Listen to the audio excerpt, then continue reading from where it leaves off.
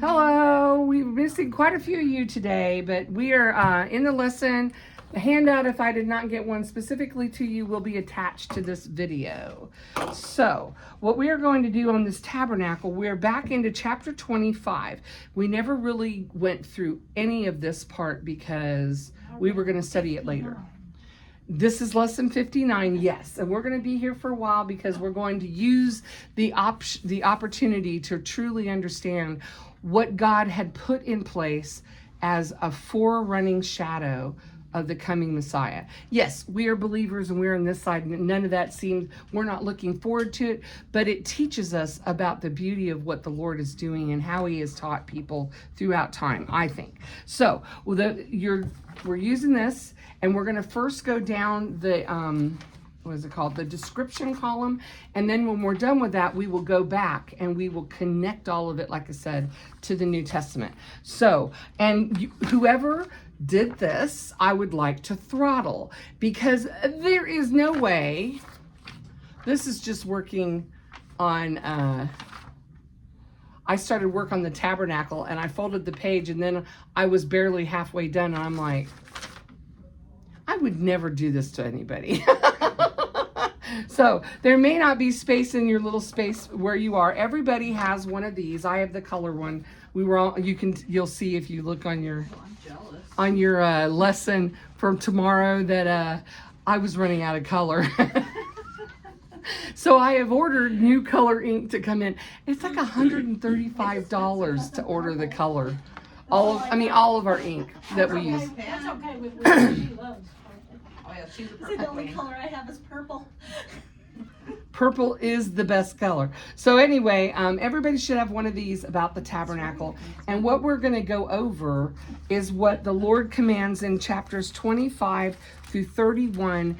And this is just a basic, it isn't really very well drawn to what supposedly it really looked like, but it gives us an idea of the basic ones we're going to start with up here.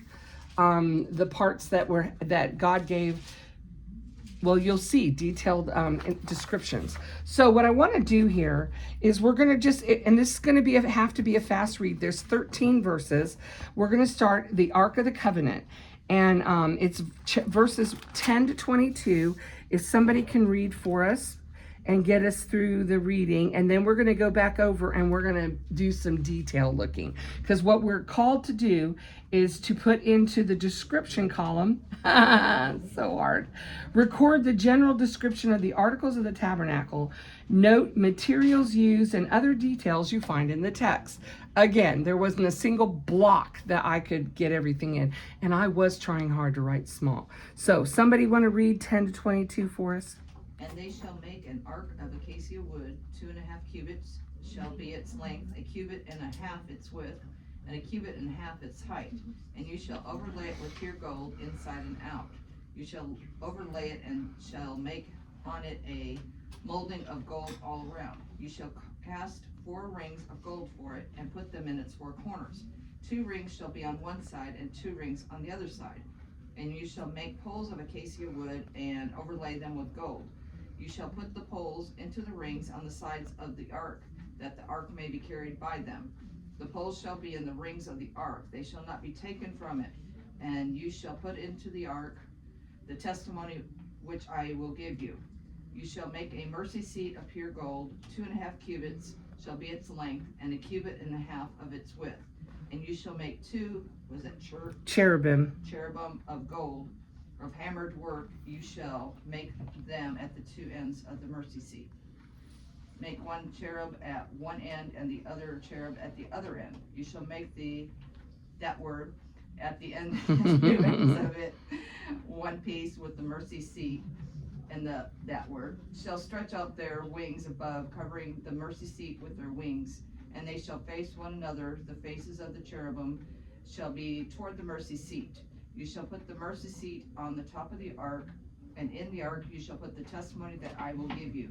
And there I will meet with you, and I will speak with you from above the mercy seat, from between the 2 cherubim, I'm going to try it, which are on the ark of the testimony, about everything which I will give you in commandment to the children of Israel. Is this where the cherubs came from? Little baby. Make me 11, That's a good please. question. This is actually, no, this isn't where it came from, but we see angels, and then there are cherubim and seraphim. The cherubim and the seraphim are always usually low. You see them in scripture as being around the throne of God. Angels seem to be just the straight up messenger. Angel in the Hebrew is messenger, and the angels that minister to the saints and to all of us and are in part of the army, Michael and all that. So there seem to at least be three kinds. They're considered part of the angels, but they're specifically, they have specific kinds of wings. And this is one of the places that you see it. But in Isaiah chapter 6, where Isaiah, the Lord allows him to see the vision of God on his throne in the temple, his glory filling the temple, you see these cherubim and seraphim around the throne calling out, holy, holy, holy. But it's in chapter 6 of Isaiah, and you'll see it throughout scripture. But this is where we see the cherubim. And I'm going to try something, and if it messes up, I'm going to have to redo the video.